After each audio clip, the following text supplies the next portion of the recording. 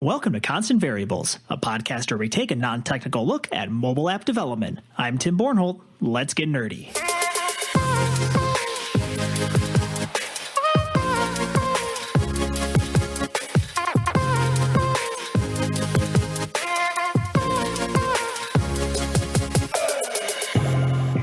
Today on the show, we're speaking with Lou Abramowski, who's better known as Hot Lou, which we will get into great detail as to why he's called Hot Lou right at the top of the show here.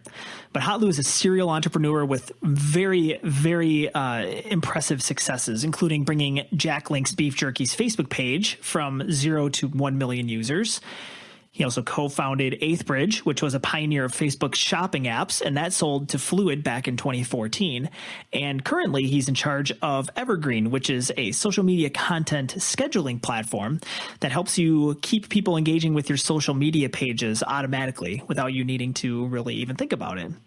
So since Lou built most of his businesses on the back of Facebook, we thought we'd pick his brain in this episode on several aspects of his experiences with Facebook, including how to run a business on Facebook and how to market a business on Facebook.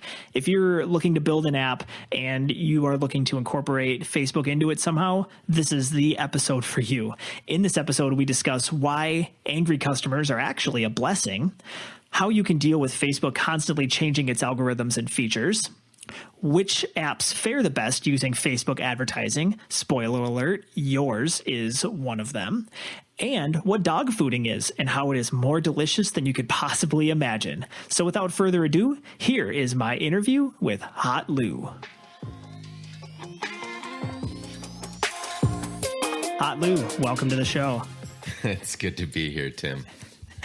Thanks for jumping in on such short notice. I said right before we started recording here that I've chatted with you a few times now, and I still don't know the story behind Hot Lou. So I think that's got to be the first question that I ask here: is how did you come up with the name Hot Lou?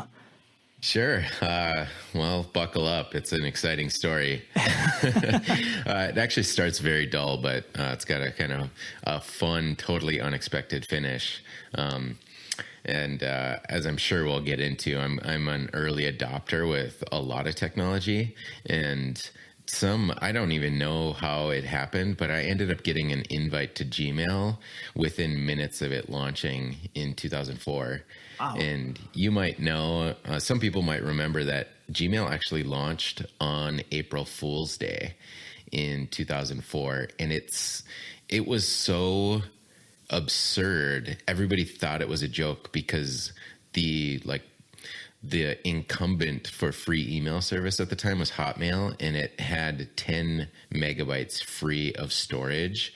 And when Gmail launched, they didn't one up them by going to like 20 meg or anything like that. They went with a free 1 gig of storage in Gmail, and everybody thought it was a complete joke.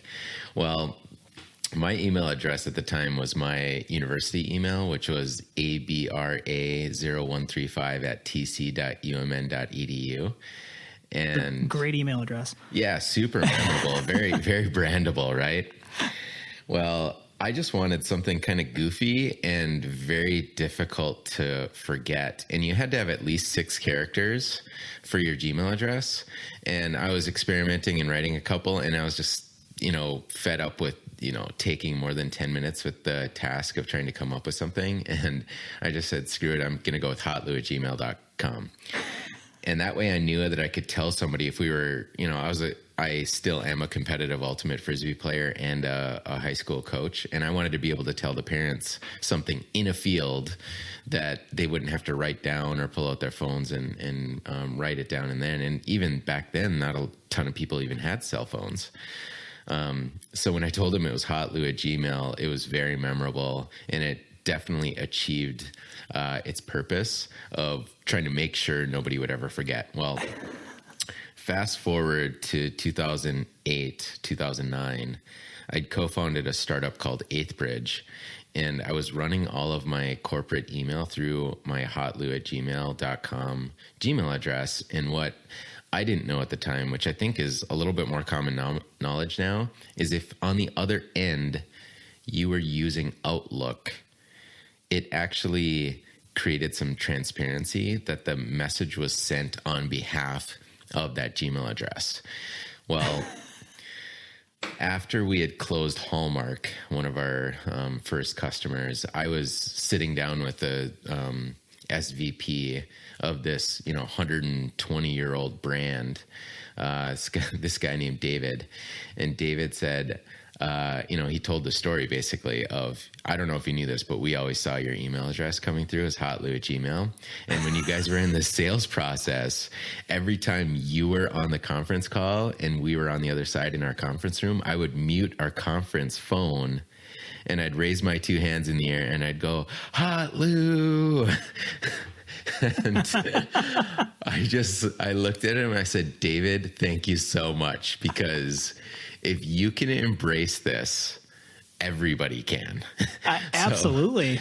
At the time I was like desperately trying to shed this, what was totally an unintended consequence of having hotlou@gmail, which was people were calling me Hot Lou. And I thought, I can't have this and be a software startup founder to be taken seriously. But when that happened and Hallmark loved it, and this, like I said, senior executive was totally embracing it, I said, you know what, I'm going all in.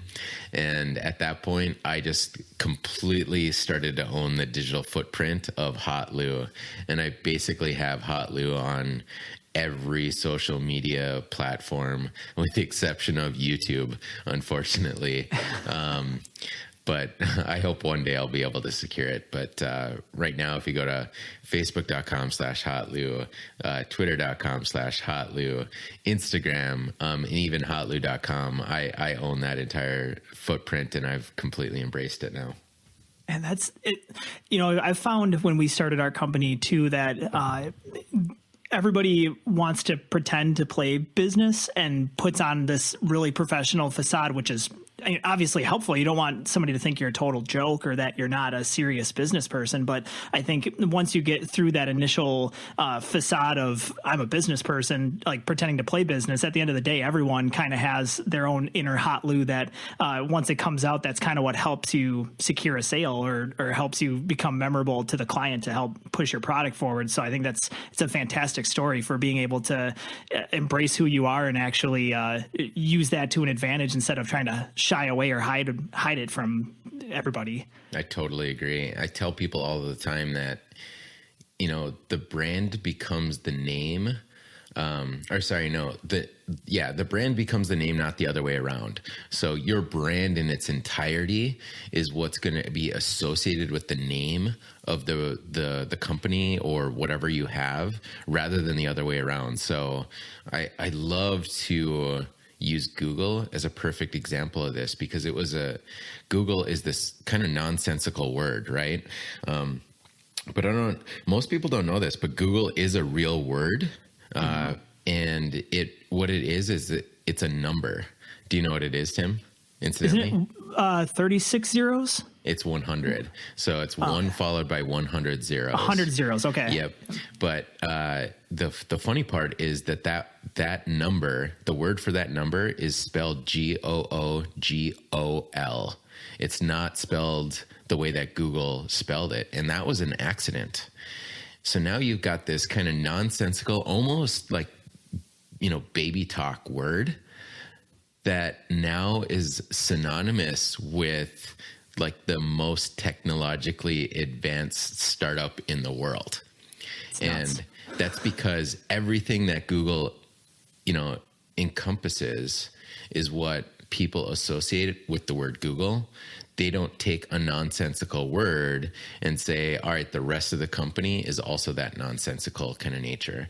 So, I take that as a kind of huge compliment when it comes to Hot Lou, because, if somebody can take that seriously, I think it means that the rest of what I am, is how people associate me with, my brand, and it just happens to have the label, which is a little goofy with Hot Lou, but the people love it and they remember it, and it makes it a lot easier for me to tell people how to get in touch with me. Well, absolutely. It's a great story. And like you said, it's very memorable. And I think it somehow you've become bigger than the name's become bigger than you, or you become bigger than the name. It really does help to bolster both sides of the equation. So it's fantastic. So before the episode, I went over and I mentioned some of your highlights, and it seems that most of the successes that you've seen really come through on the back of Facebook. So I thought it would be useful to kind of use that as our launching point for the conversation today. And my first question, what is your obsession with Facebook? Why Facebook? Why is that where you go to build all your businesses? Man, I mean, I could talk for 45 minutes about this, but I suppose, that's also something where I got to sign up in 2004, the day that it launched, for the University of Minnesota.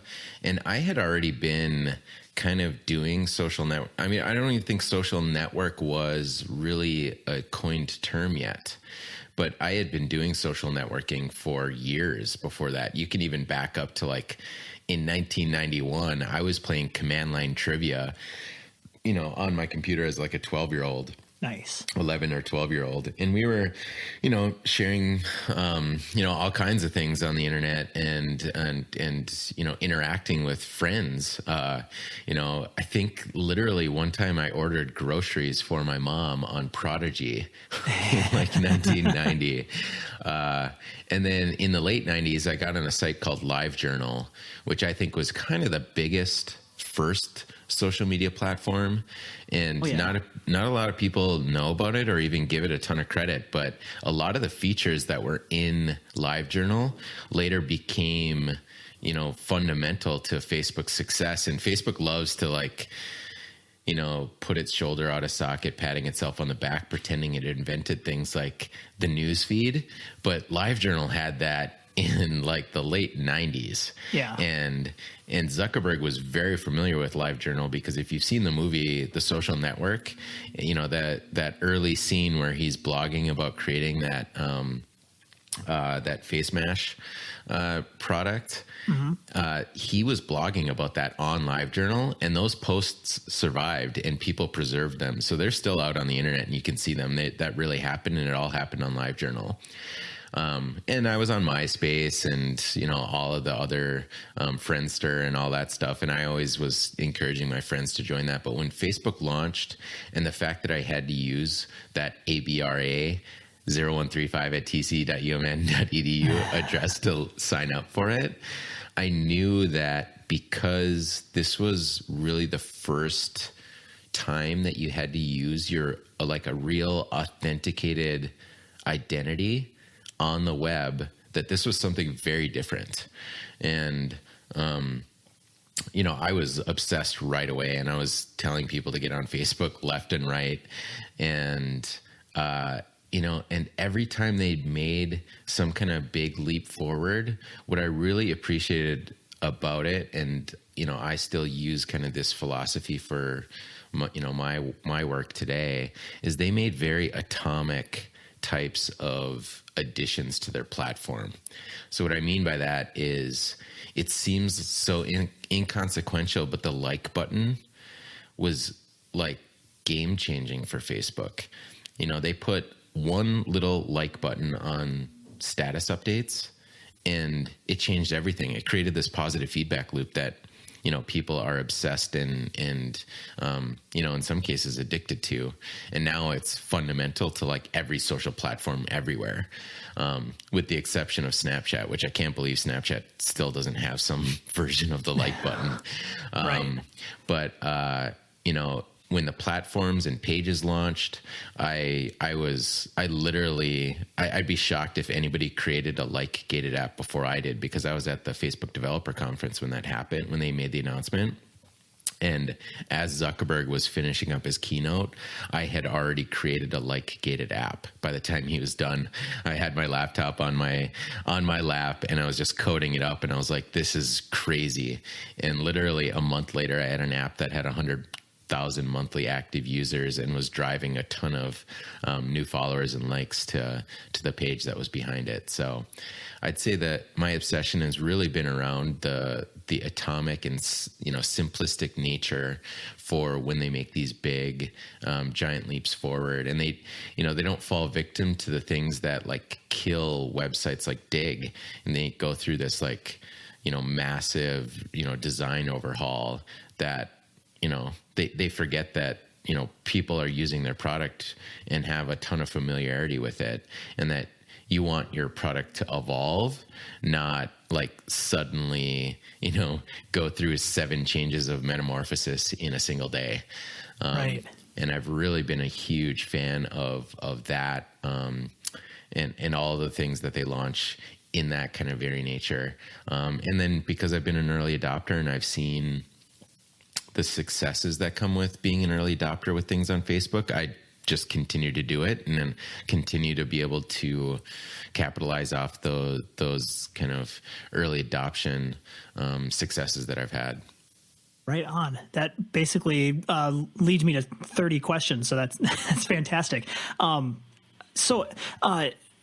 a coder by trade, and you've obviously been very successful on the technical side. And it also seems like you've been very successful with the marketing side. We'll get into Evergreen in a little bit, but I think so my audience here is mostly non-technical people that are trying to get into the app development game. And I think from my side, for my company, we work with people on the tech side. They hand the tech stuff over to us, and we say you can do everything else. And I think that the marketing side of things is one area that people at least come in with an idea, saying like they feel like, oh yeah, I can handle that, or I can take care of that side of things. And whether that's true or not is we can obviously discuss that as well. But my thinking was, if I'm in the space where I'm starting to, come up with an app idea and I want to get it developed, and we haven't even gotten to the part where we're coding or anything like that, are there things that I should be thinking about at this very early stage of the process for things I can do now that will set me up for success later down the road when it comes to marketing, especially on social media, but just even marketing in general? Oh, that's there's so many variables there. But let me go back to the very first thing that you said with that question. Was that it's true that I was once upon a time a coder by trade, but I haven't written a meaningful piece of code since like 2009. I do have a computer science degree, and once upon a time I was a full-time web developer. But after we launched Eighth Bridge and did a couple of rounds of venture capital financing, we hired some coders who were actually good. And I suddenly realized I was not a very good programmer. And what I was able to do was find these, like I said, as I was describing Facebook, I looked for little 3 to 10 lines of code that could do very powerful things. And that's what I was really, really good at. I wasn't good at, working within a team or, writing flawless code that was scalable or anything like that. So I was able to find those little kind of one single feature that could drive a lot of growth. And that, I think, is also the answer to your question.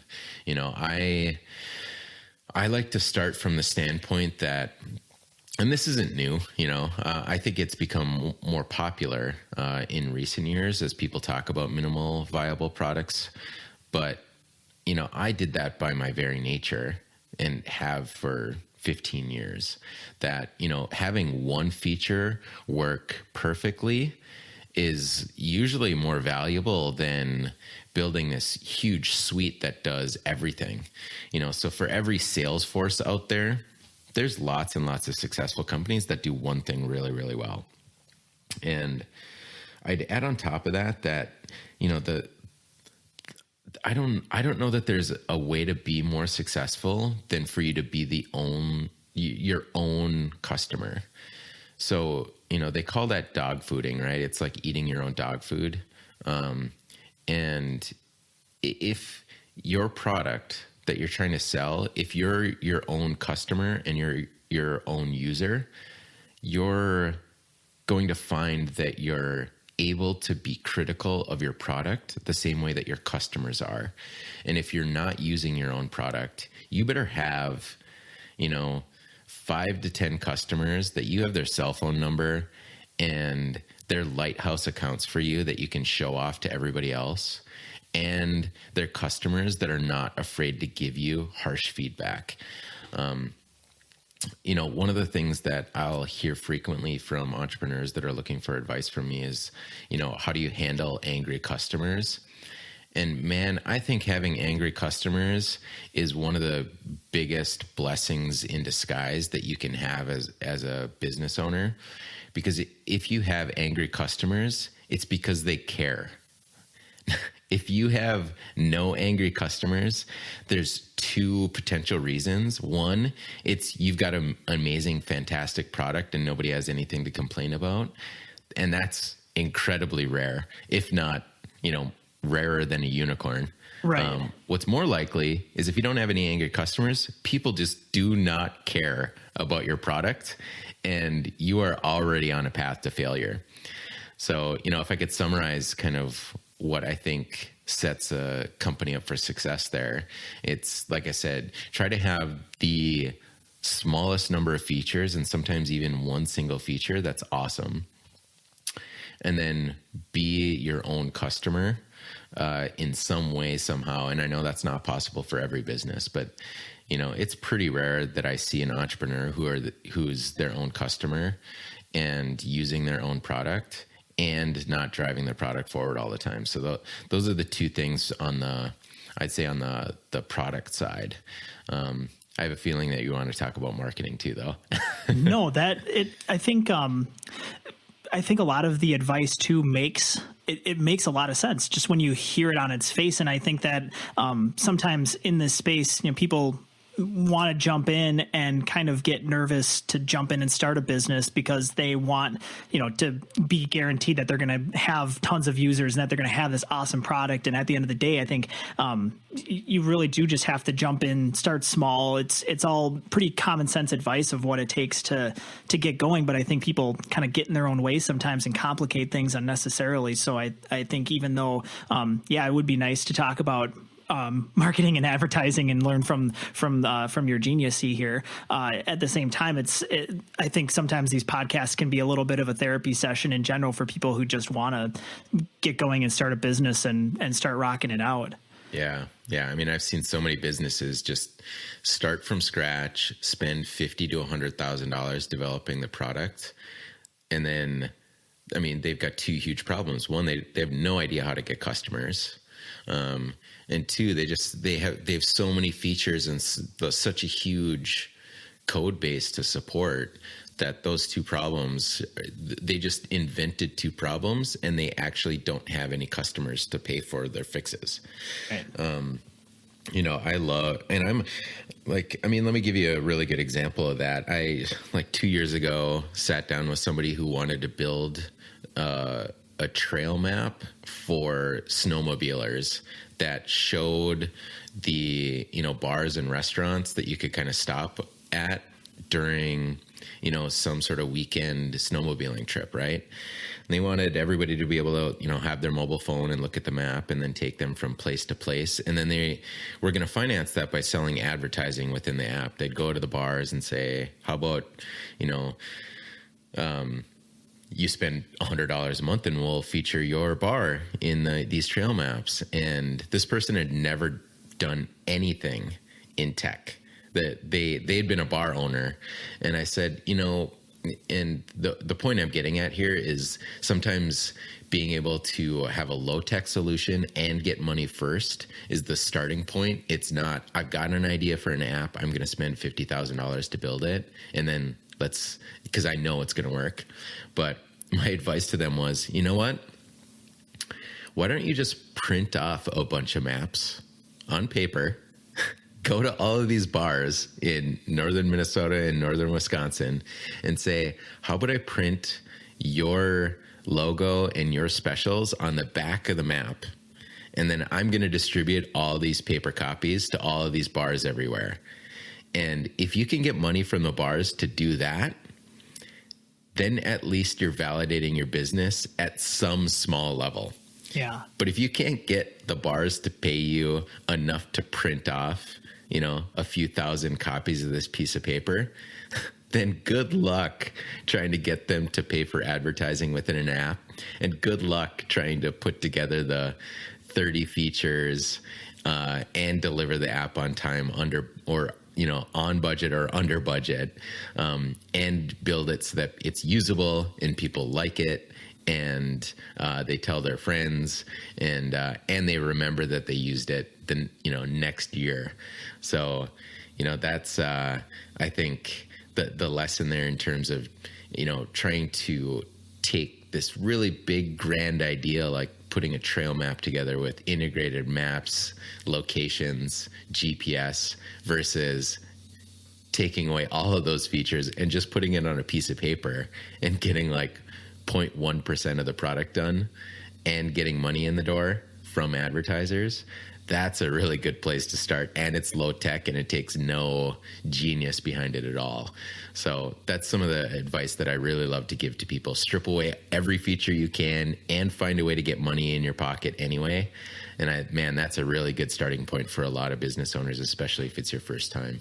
That makes a whole lot of sense, because if you come to my door with that idea, like as soon as you said the idea, I was like, that's at least $50,000 to build it out for both iOS and Android. And you're also talking about some non-trivial, as beautiful as Google Maps is, a lot of those features aren't available to us, like being able to do like complex routing and things like that. We kind of do have some API things we can do, but the point I'm getting at is if you can just do something super low tech and something you can do yourself. We talk about MVP all the time, and if it's an MVP thing that's not even tech related, if you can get it even more minimal than having to start firing up everything it takes to run a whole app, that's fantastic advice. Yeah, I can see why you like to give that out often. Yeah, I love giving low tech solutions to super ambitious first time tech entrepreneurs. It's not that I want to discourage them, but I'm also trying to give them a better starting point so they don't actually go waste $50,000. And right. Then, maybe they've only got $50,000 to build a mobile app. And then they launch hoping people will come, but those days are over. If you build it, they will not come. You're really talking about winning a lottery ticket if you build something that's so novel and unique that people just show up. If you are setting out to build a product without any sort of marketing plan for user acquisition, you're probably you better at least earmark some of your budget to figure that out after it launches, because if you spend all your money building the product, you probably just have thrown away all of your money. So what would you suggest then for somebody that is starting out? Like, what would a good ratio? Because I think that you could probably say a certain dollar amount, but I think it'd probably be easier given all the variables that go into that question. But saying like if you have a budget that you have some set aside for the upfront development and some set aside for the ongoing operating expenses, be that marketing and probably some that goes to advertising and sales and whatnot. What do you suggest that ratio look like? Yeah, I don't know that there's a ratio for development to user acquisition. However, I think the ratio needs to be related to the cost of acquisition. So, the beauty of like Google AdWords and Facebook ads now is you can spend just a few dollars to really get an idea of how much it's going to cost to get somebody interested. I think that one of the biggest mistakes entrepreneurs make, especially first-time entrepreneurs, is they'll go and they'll ask 10 of their friends, hey, would you buy this if I built that? And they'll be like, yeah, I love that. And they go out and they build it. They go back to their friends, here you go, I built it. It's $200. And like, thanks, but no thanks. Or, yeah, when I told you I liked it, I was in a different place, or I didn't really understand the cost, or whatever. The idea, that question is flawed. Would you pay for something is the wrong question for any entrepreneur to ask. It's, will you buy this right now? Give me money right now. And if they buy it right then and there, that's great. And you can do those tests with Facebook and Google for, a couple dollars a day right at the beginning. So when you talk about ratio, figuring out how many people it takes to get interested through advertising, on a Facebook, on a Google, ads campaign, either of those campaigns, you can, set up campaigns for $2-3 a day and test out some copy and some imagery, a landing page that goes with it, and even put, orders behind it and pre-orders, and get an idea of how much it's going to cost to acquire a new customer or a new user. And then you're going to want to figure out how much money are you anticipating making from, the lifetime value of a user or customer, and how much it's going to cost to acquire them. And then figure that ratio out, because obviously you want to spend less money acquiring a customer than you make from them over the lifetime of them using your product. And you can do very small tests, like I said, for just a couple dollars, even putting a landing page together, and sometimes just garnering interest and adding them to an email list is enough to give you some kind of positive feedback that people are interested. And the important part with all of that stuff is just make sure that you're building this list that you'll be able to remarket to those people, whether it's, them signing up for a newsletter, or you leave them with your Facebook pixel so that you can run an ad against them later on, which might be a little bit more technical for some of the audience here. But, I think everybody kind of understands, if you visit a web page on a Monday, sometimes you're going to see an ad for it elsewhere on a Thursday, because you're being tracked anytime you're on the internet. Facebook and Google make that really easy. So I don't know if there's a ratio from development to marketing cost, but I would put, set aside a fair amount of money to market in a way that that you can acquire customers or leads, and get enough of them so that you're in a spot where you've got, you feel like within, weeks of launching that you can have 10 or 20 customers, or at least users that you can continuously talk to and figure out what is working, what's not working, what's missing, what's, what looks nice but is not useful at all of those different things. So, and I think honestly, for, $100 to $200, you can get a lot of that information just by setting up a landing page, getting people to sign up for an email list or pre-order your product. The $200 ad budget can go a long way to figuring that out right at the beginning. And then you can get an idea of how much money you're going to have to spend to get those 20 to 30 first users, or even all the way up to 100. Some people's product cost $1.99. Other people's product costs $997 for the year. So I know that's not a perfect answer for everybody listening, but I think it should be helpful for you to figure out how much you have to spend and what you have to spend in total, not necessarily as a ratio of development, but certainly as a ratio of your cost of acquisition. That makes a lot of sense, because it might not be, maybe a ratio is a bad way to look at it, but I think that's it's sometimes, at least from my side, I know I've coming at it from the technical side. I spend all my time worrying about what it's going to take to build the product and how much that's going to cost and stuff. And then I don't even keep budget in my mind for, I need to actually tell people about this product. Because like you said, no one's just going to come and find your app, especially if you're going to rely on the App Store sending business your way, or you're going to rely on like just organic growth or anything like that. Those days are very far behind us now at this point. So keeping in mind that you need to spend a couple of dollars up front. If you need to spend a couple of dollars up front to validate your idea and make sure that you know what it's going to take to acquire those users, it's money well spent, because you might spend $200 now, but then it would save you from spending $50,000 on building out an app that no one's going to buy. So it makes perfect sense to me. Absolutely. Yes.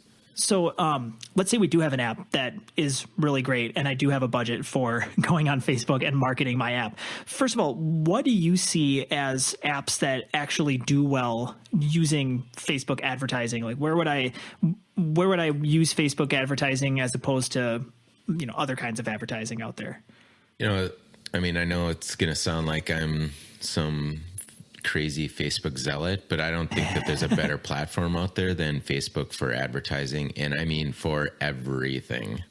Really? And yeah, the business tools that are out there now, as far as I'm, aware, there's just nothing more sophisticated than Facebook. I mean, you can target people based on their every demographic detail that you want, from age, gender, location, to occupation, to how much they earn, their marital status, the things that they're interested in, the websites that they visited, the pages that they like.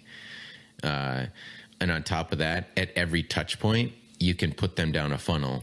So when I tell people you can literally run an ad for somebody who's between 25 and 34, who's male, lives in Minnesota, has been to your website and watched at least 50% of one of your videos, and has a friend who already uses the app.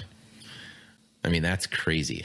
I don't know. That's nuts. I don't know of any other platform that can do that. And you can certainly get close with a lot of stuff on Google, but it's not anywhere near that kind of capacity. And, if you're really smart and you find a non-competitive keyword in Google AdWords, congrats, but that's got an expiration date behind it. Somebody else is going to find that keyword and compete with you eventually.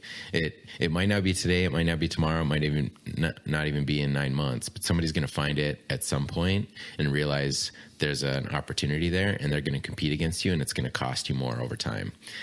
With Facebook, nobody can compete against that audience that I just described, because it's literally people who've been to your website and are using your apps, and their friends. And so, when you ask like where are the opportunities with like Facebook, it's endless. I mean, I'll tell you, I do some full service ads management work for a few of my customers. One of them is literally getting people to sign up to do a DNA test because they have hypertension, to better figure out what medications could work for them. Now, I think there was this notion from a few years ago that has, I think, not quite persisted over the years, but I think it still persists a little bit. And people kind of say, well, Facebook's a party. You can't be selling at a party. And it's for fun. But when I'm able to get people to sign up to get a DNA testing kit shipped to their door to see if they can better qualify for some other treatment options based on their DNA within Facebook, I don't know that it gets more like non-party conversation. I've been to some ragers where that's all we're talking about is DNA testing and hypertension. Yeah. So, I mean, that's wild, right? And then you've got other things, from dating apps to another one of my customers is literally getting downloads for an app that's helping people stop snoring. And, we're getting people downloading that app for, some of our ads it's less than $1 to download that in some of the ads that we're running, because we're doing sophisticated things that I just talked about. And when people hear that, they're like, what? There's an app that teaches you how to snore less, or coaches you into how to snoring less, and you're using Facebook ads and it's converting better than in the App Store ads or in Google ads. They're just like, that's impossible.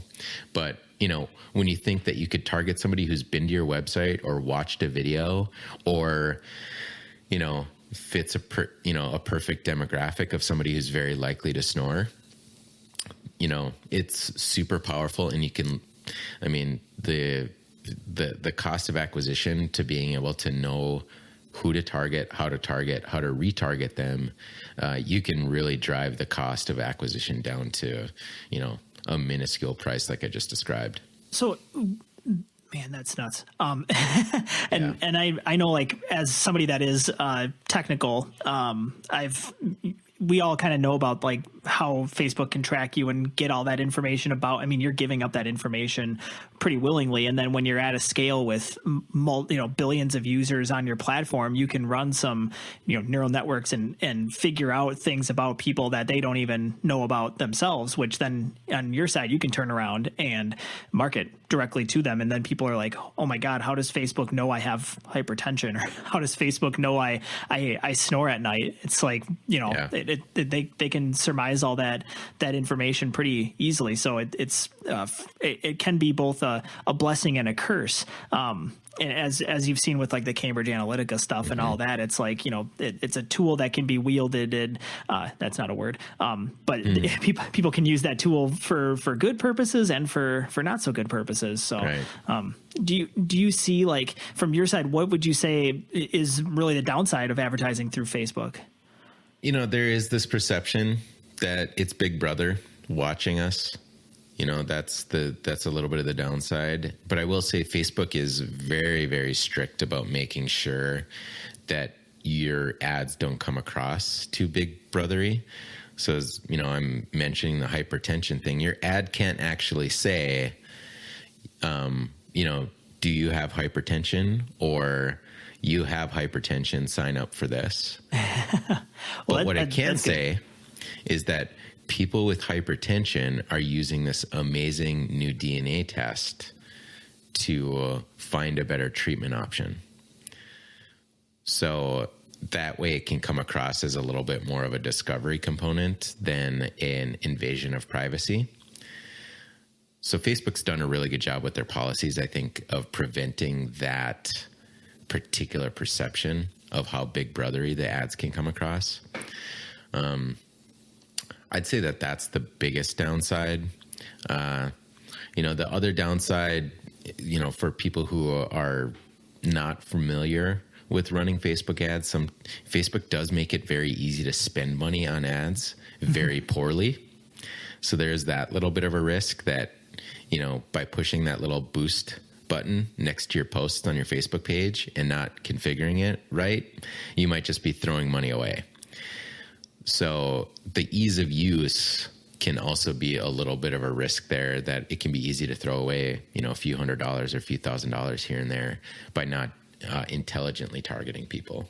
That's good to know, because it every time I've used like the boost post feature and stuff, if I haven't, it happens to everybody, like you play in the space all day. I'm sure there's been times where you've made a mistake, especially in your early days, where you're like, oh, well, there goes a few $100 down the tube that I'm not going to get back.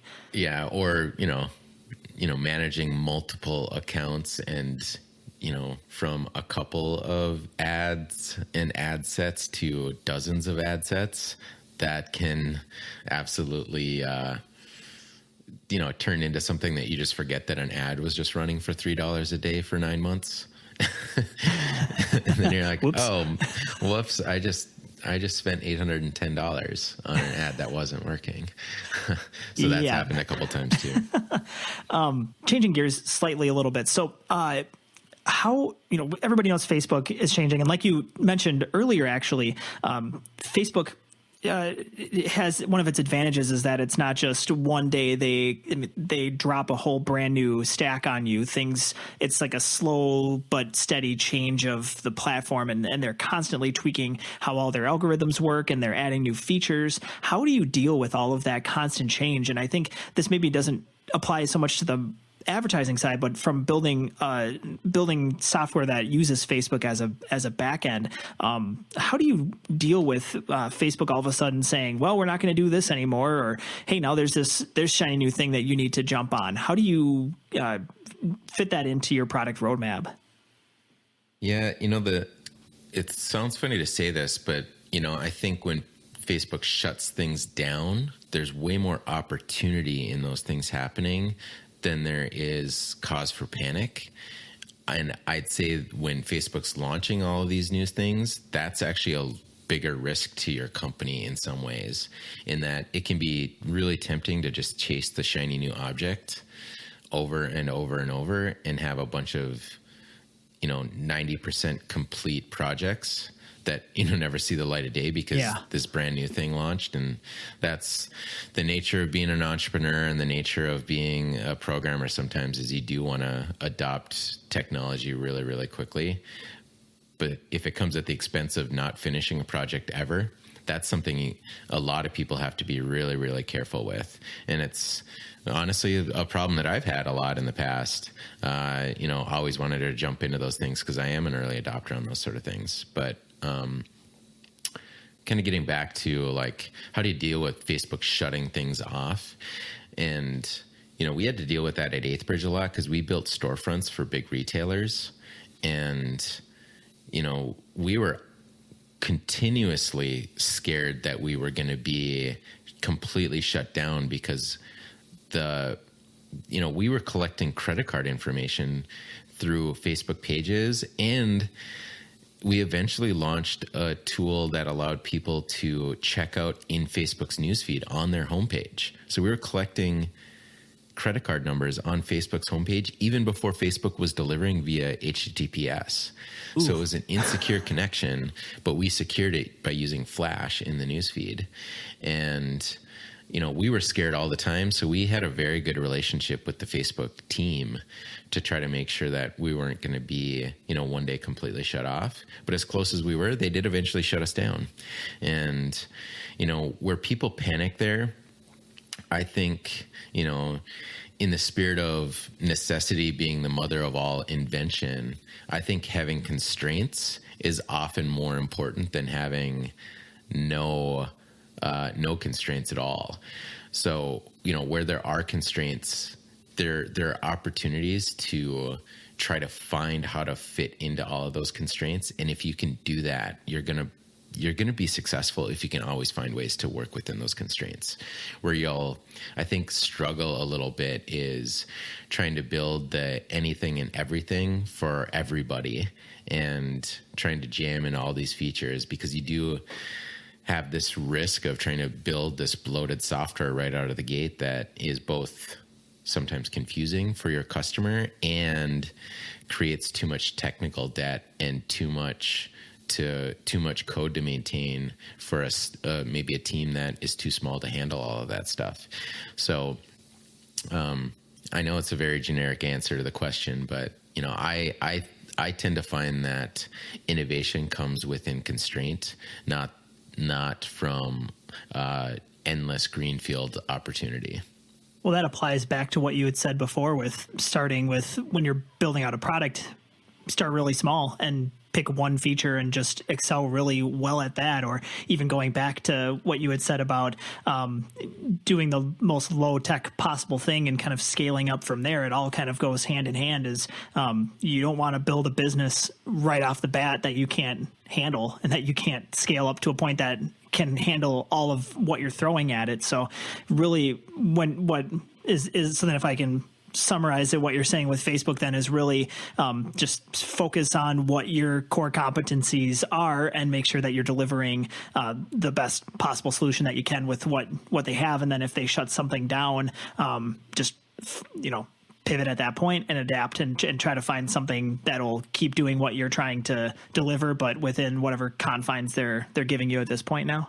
Yeah, absolutely. I mean, people, the Darwin's theory of evolution was kind of co-opted into a phrase, survival of the fittest. And even that phrase has been misunderstood because the word fittest in the mid 1800s meant something very different than it does now. And fittest generally referred to the species that were most able to adapt quickly. And I think it applies to businesses today. So if you're nimble and, able to adapt quickly, that's actually going to be more valuable to your company than having, strength in one particular area. Because no matter where you are today, I don't think there's a way to exist as a tech business without having a dependency on some sort of tech stack that some feature could be robbed from you. at some point, and you have to be nimble and able to adapt if that happens, or not if it happens, when it happens.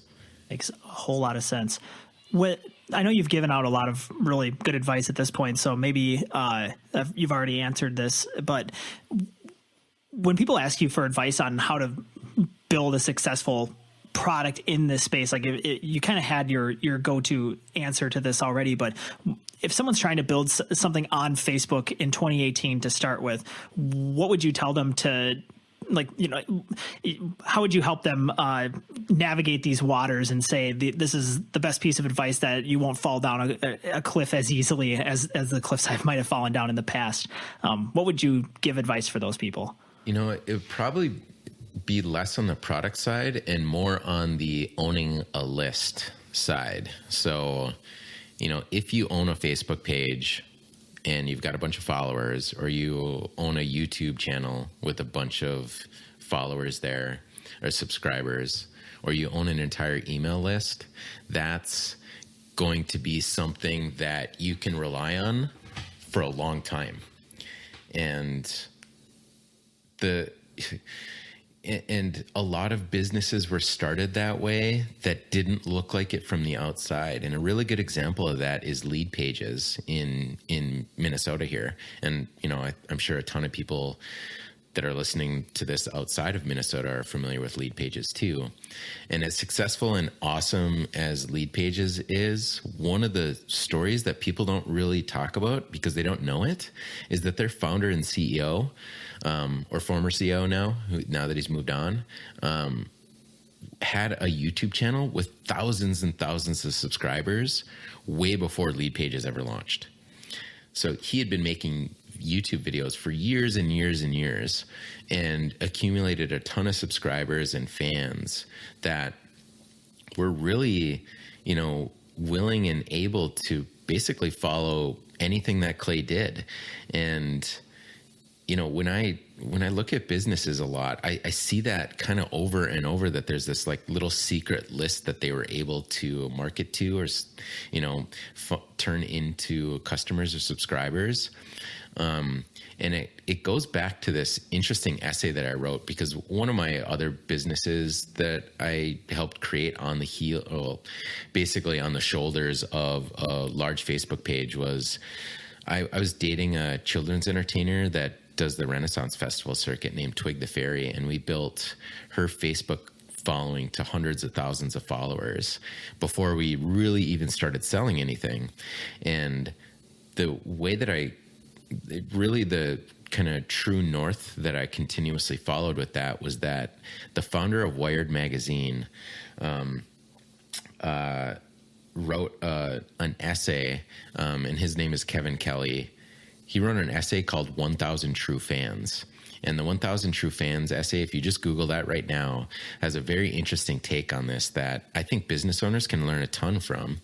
And that's that, if you're an artist, and let's just replace, the word artist with entrepreneur as I tell this story.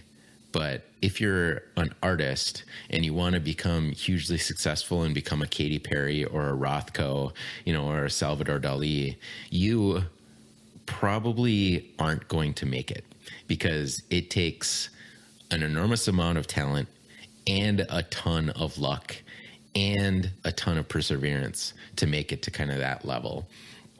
And if instead of thinking about becoming hugely famous like that, you just say to yourself, how about I just go for 1,000 fans who are true fans, and I define a true fan as someone who will buy anything and everything that I create. And then if I make $100 worth of product every single year, I know that that's $100,000 annual revenue for myself. So to kind of answer your question here, if you can think about that advantage that you have by building some sort of list and fans of you or your brand, that's going to be something that, as long as you own it and you're not putting yourself in jeopardy of losing that no matter what happens, you'll at least have those people, and you can continuously talk to them, have them help guide your product, or if they just love you and everything that you do and they're a true fan, they're just going to buy whatever you put out there no matter what. So own that list, own that, that fandom. And that's going to be something that is defensible against potential competitors as well. Because even if new competitors come in, the fact that these people love you is what's going to prevent them from jumping ship over to the other brand, even if they're, a better product at a cheaper price, or have some other advantage over you. What they can't replace is the fact that your customers absolutely love you and they're all true fans.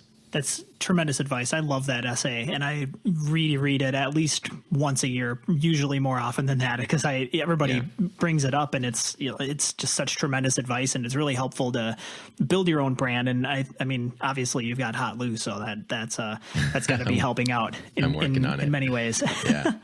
So Evergreen.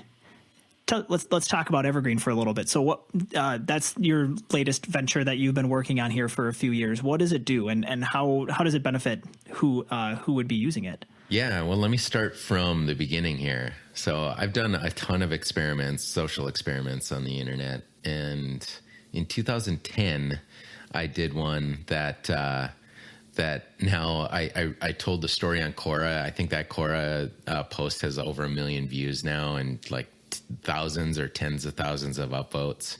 But I woke up on my birthday in 2010, and I as everybody gets on Facebook, I got hundreds of happy birthday messages from my friends, from my colleagues, from family, and a bunch of veritable strangers as well. People I hadn't talked to in 10 or 15 years. And I woke up the next morning on December 18th, and I just asked myself, what would happen if I changed my birthday to the current day again?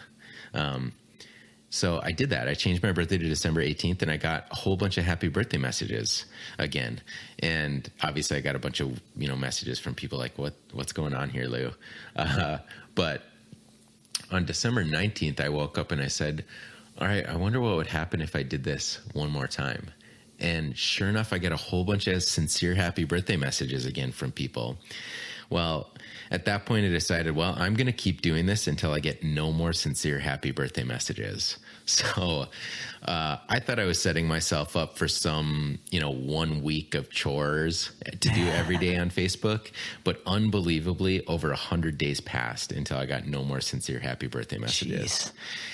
And so the downside is now people don't really believe it's my birthday, and I'm 139 years old. But I've aged very well for a 139-year-old.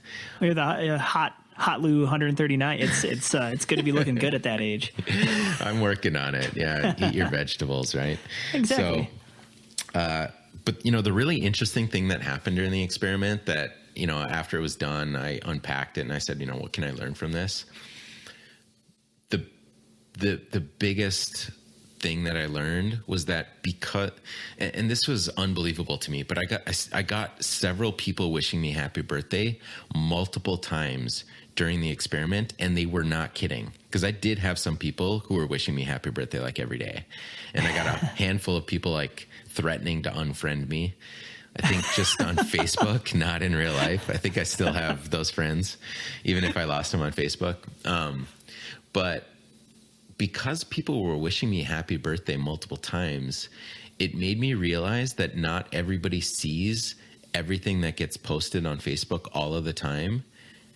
And sometimes they see it and later on they forget. Or sometimes they see it and they remember, but they still enjoy consuming that content later anyway. So I started building a bunch of Facebook pages that use this principle that at the time, and I think still today, this persists. And I know it persists today. People think that when you post on social media, it should be single serving and perishable content. It should be content that goes away after you've posted it the one time. Well, I kind of created this thing that I called my 15-minute marketing model, where I curated a bunch of posts, put them out on Facebook pages, and then just had this library of several hundred images and videos that were just being posted every single day on all these pages. And it would just recycle the content over and over. And eventually because I was creating like 2 to 3 new pages every single day, and then I was boosting posts and attracting new followers on those pages, I had like 40 or 50 pages at the time that were just using this exact same principle. It was using the exact same content, recycled, repeated over and over, and I wasn't even introducing new content in some cases. And in some cases, some of my pages post literally the same photo every single day. And the end result of that is that my life became kind of pointing and clicking and scheduling out content. I just turned into a robot myself, but I realized, this was a problem that had a super easy software solution. And I built a tool that automated all of that publishing. And it was just publishing randomly out of these content libraries for me. Well, word got around. I was working out of a co-working space in Minneapolis, and people started asking me if they could use the product. And I said, sure. And it took me like 2-3 months to wake up and say, what am I doing? I have a business here. This solves a clear business problem. It's great for the businesses. It helps them a ton, and people are using it and loving it. So I slowly but surely started building out a product. And when I talk about MVPs, when we were talking about MVPs, Evergreen started, it didn't have a name. It didn't have a website. It didn't have anything self-service. I literally was sending out PayPal links for people to pay for it. And then I was sending out links for them to just authorize their accounts. And then I'd have to go in and edit the database and configure it based on what they were telling me. So what it does today, after all of that kind of craziness, is I built a tool that is a social media automation tool for small businesses that don't have the time, resources, expertise to execute on their own social media strategy. And the way that it works is you fill up a content library filled with content that will never expire. It'll be interesting if you post it today or 3 years from now, or every 3 months for the next 5 years. And we call that content Evergreen content, which is also the name of the product, Evergreen. And it just automatically publishes for you when you aren't publishing anything else. So, whether you forgot to schedule something, you don't have anything new and exciting to share, your social media manager went on vacation, or you had a staffing change, for whatever the reason, Evergreen is constantly monitoring your page. And if you haven't published anything in a while, it turns on and starts automatically publishing from your Evergreen content library. And when you've started publishing something, whether it's campaign oriented or newsworthy or whatever it is, Evergreen automatically shuts off and won't turn back on until you've gone dormant again. That's incredible, because I know with a lot of the social media tools that I've used for automating posts and stuff, it's like sometimes you don't want it to just post for you. You want it to, if you've posted that day, you don't want your automated thing to post on your behalf. So right, because it competes with potentially a campaign-oriented post. Right. Yeah. Yeah. And you don't want that. I mean, you want to have these evergreen posts. Would you say the intent is just keep people engaging with your brand or your product, and then have your other posts that would be more for a more targeted campaign? Yeah, exactly. I'd say there's kind of two components to this. One is you're filling in the gaps between your campaign-oriented publishing. So that can be driving customers or users or sharing news or whatever that is, but there's going to be some sort of campaign-oriented nature to those posts that you don't want to compete with. And that, the other side of this is that you're basically running a radio station by owning a Facebook page. It might not seem like it, but there is a kind of a decay associated with posting nothing for months on end, because if people aren't visiting your page and seeing your page and interacting with your content, there's an affinity score that Facebook keeps track of between a Facebook page and a follower. And if months go by and there's no interaction, Facebook assumes that affinity is basically decayed into nothing. So by making sure you're posting every single day and being in people's news feeds, if they stop to just even read the post, Facebook's keeping track of that. Even if you don't interact with it, even if that follower doesn't interact with it, if they're scrolling through their newsfeed, they stop to look at it and consume it, that's sending a signal to Facebook that you're interested in that content and that a future post should also end up in their newsfeed. And, it's like if somebody tuned into a radio station and every time they did, there was just complete static. Eventually, they're just not going to tune in anymore, and that's kind of permanent. But by publishing every single day, you're making sure that you're publishing something. And, whether you listen to top 40 music or classic rock or sports talk, there is pieces of content that gets repeated over and over, whether it's the commercials, whether it's the music, whether it's the segment, whatever it is, traditional media relies on repetitive content more than you realize. And as much as people want to pretend social media is different from traditional media, this is one opportunity that people who run social media campaigns have really missed out on, the fact that traditional media is doing this, right? I mean, Modern Family is running reruns on like 40 cable stations round the clock, and people are tuning in and watching the same Jake from State Farm commercial during the break that they've already seen 1,000 times in the last 10 years. It's wild. And it makes a lot of sense. It's cool that you have a product here that lets people capitalize on that principle and do it as easy as it is to just load in some images off of Dropbox and that's it.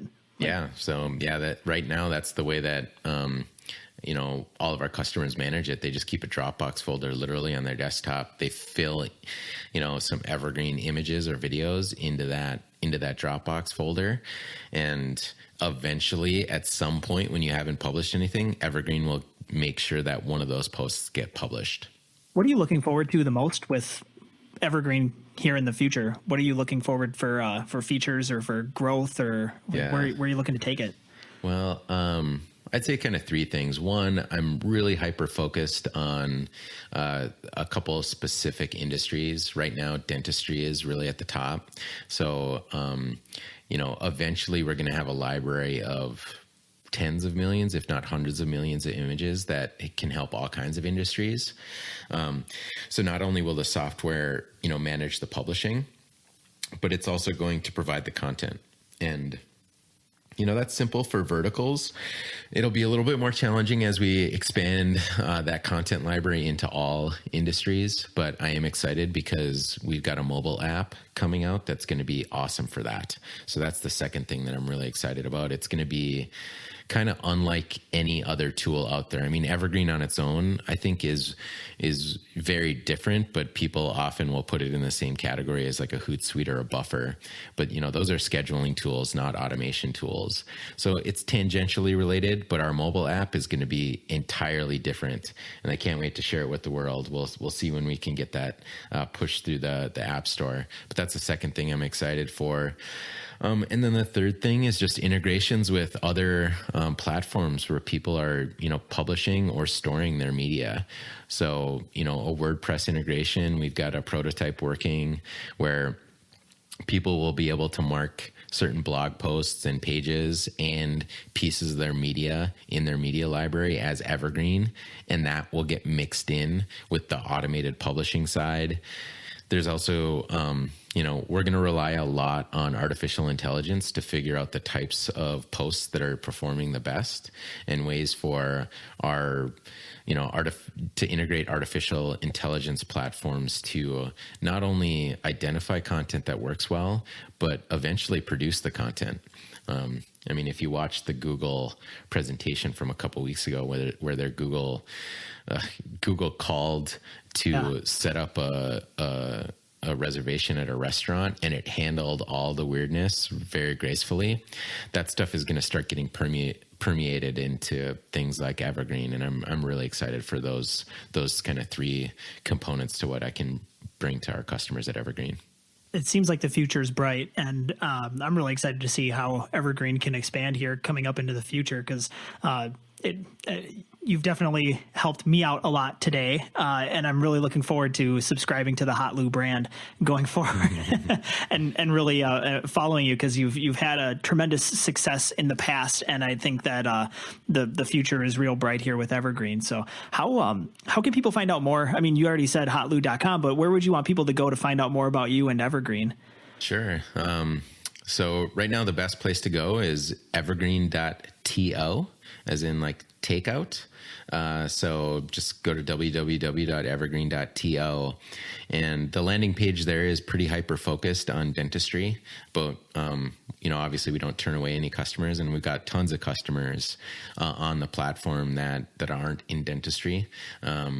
So that's probably the best place to check out a little bit of information on kind of what's capable there, and I'd love it if you just search for Evergreen. Actually, if you scroll to the bottom of that page, there's a link to our Facebook page. I'd love to get some more followers. We're still kind of in the early stages of building out our Facebook page, and I'm excited to see how we can dog food our own product to make it all work there too.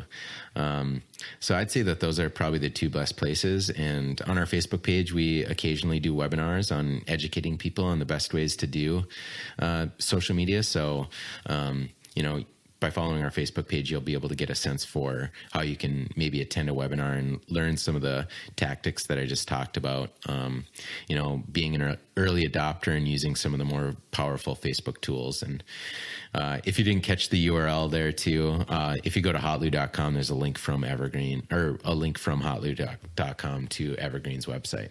Fantastic. Thank you so much for your time today, Lou, and we're looking forward to seeing many more successes for you in the future here. Thanks. It's totally my pleasure. I appreciate it, Tim.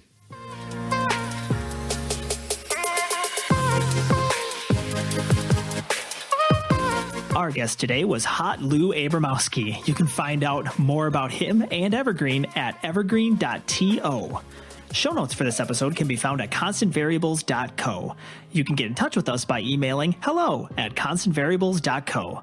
I'm at Tim Bornholt on Twitter, and the show is at CV_podcast. Today's episode was edited by the cybernetic Jordan Doust.